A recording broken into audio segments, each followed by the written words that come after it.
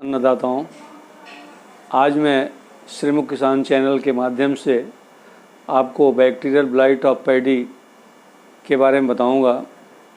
इस बीमारी से किसी वर्ष धान की फसल में काफ़ी उपज में कमी आ जाती है। ये बीमारी उन क्षेत्रों में ज़्यादा लगती है जहाँ सालों साल पानी लगा रहता है। यह बीमारी बीज जनित है। इसका रोग कारक ज़ैंथोमोनास ओराइजी नामक बैक्टीरिया है और ये रोग कारक बीज में पड़ा रहता है। तो सर्वप्रथम तो मैं आपसे कहूँगा कि आप धान की फसल जब उगाएं तो बीज सुनिश्चित कर लें कि रोग रहित है, तभी आप नर्सरी गिराएं। बीज का रोग चिन्ह पत्ती के सिरे से शुरू होता है। पहले पनेला धब्बा बनता है पत्ती के सिरे पर। पनेला धब्बा आप हो सकता है ना समझ पा रहे हों। आप यदि कभी आपको चोट लगी हो, यानी घिसट गए हों कहीं, तो आपके चमड़ी पर खून नहीं निकलता है लेकिन पानी जैसा निकलने लगता है, उसे वाटर सोक्ड स्पॉट कहते हैं। इसी तरह से इस रोग के वजह से पत्तियों पर पनेला धब्बा बनता है प्रारंभ में, जो बाद में पीले रंग का हो जाता है, फिर भूसे का रंग का हो जाता है और ये पत्ती के किनारे से और बीच में धारी बनाते हुए पूरे पत्ती में फैल जाता है और पत्तियां सूखने लगती हैं। नर्सरी में जहां आप बीज डालते हैं वहां भी इस बीमारी का प्रभाव पड़ता है और दूसरे तीसरे सप्ताह में ये बीमारी तेज़ी से फैलती है और नर्सरी के पौधे सूखने लगते हैं और लगता है जैसे कि उसमें उकठा लग गया है। नर्सरी में पौधे 2-3 सप्ताह के बाद सूखने लगते हैं और लगता है जैसे उकठा लग गया। इसको क्रसेक स्टेज कहते हैं। ख़ास तौर से उस नर्सरी में बीमारी तेज़ी से फैलती है जिसमें पानी हमेशा लगा रहता है। अतः किसान भाई ध्यान दें कि नर्सरी में पानी की निकास की व्यवस्था हो तो ये बीमारी नर्सरी में नहीं लगेगी।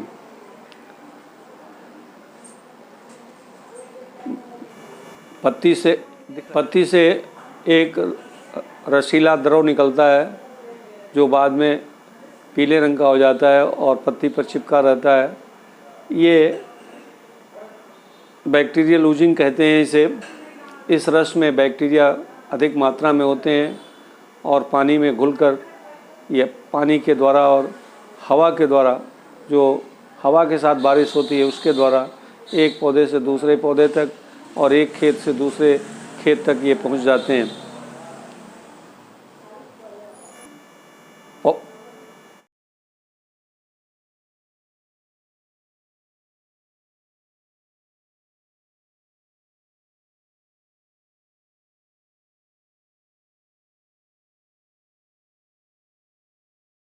जीवित रहते हैं, परंतु चावल की उपज भी कम हो जाती है और इसकी गुणवत्ता भी खराब हो जाती है।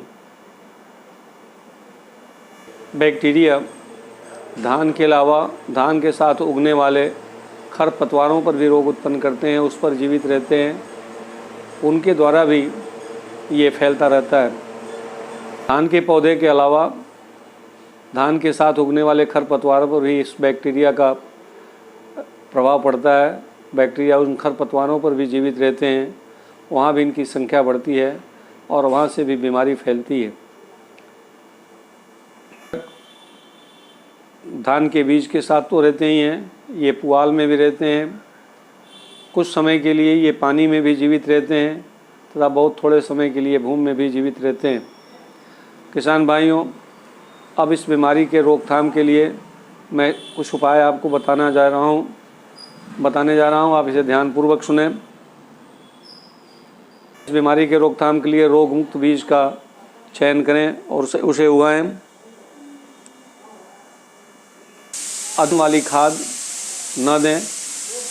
यदि नाइट्रोजनस मैन्योर दे रहे हैं, खाद दे रहे हैं, तो उसकी आधी मात्रा ज़मीन में मिलाएं और बाकी 25% या आधी की आधी जब कल्ले निकल रहे हों धान में तब दें, और 25% उस समय दें जब धान में बालियां निकल रही हों। जातियों को उगाकर किसान भाई इस बीमारी से बच सकते हैं। मुख्य जातियां हैं अजय, RR 64, सोना मंसूरी, जानकी, सुजाता, PR 4141, प्रसाद गोविंद, पंथ धान 4, IR 20। ये जातियां हैं जिनको उगाकर किसान भाई इस बीमारी से बच सकते हैं। किसान भाई इस बीमारी के लिए कुछ रासायनिक उपाय भी है। 100 मिलीग्राम स्टेप्टोसाइक्लिन और 100 ग्राम कॉपर सल्फेट प्रति लीटर पानी में घोलकर आवश्यकता अनुसार घोल तैयार कर लें और फसल पर छिड़काव करें तो बीमारी का प्रभाव कम हो जाता है। एग्रीमाइसिन 100, इनका 300 मिलीग्राम और उसमें 100 ग्राम ऑक्सीक्लोराइड की मात्रा 1 लीटर पानी में मिलाकर आवश्यकता अनुसार घोल बना लें और फसल पर छिड़कें तो बीमारी पर असर पड़ेगा, बीमारी कम लगेगी। खड़ी फसल में 50 मिलीग्राम स्टेप्टोसाइक्लिन और 50 मिलीग्राम कॉपर सल्फेट 1 लीटर पानी में घोलकर आवश्यकता अनुसार घोल तैयार कर लें और खड़ी फसल में इसका छिड़काव करें तो बीमारी कम हो जाएगी। किसान भाइयों, खरपतवार न रहने दें, जल निकास की अच्छी व्यवस्था करें तो बीमारी नहीं होगी। मैं उम्मीद करता हूं कि आपको ये वीडियो अच्छा लगा होगा। आप अपने भी जानकारी प्राप्त कर लिए, अन्य किसान भाइयों को भी बताएं।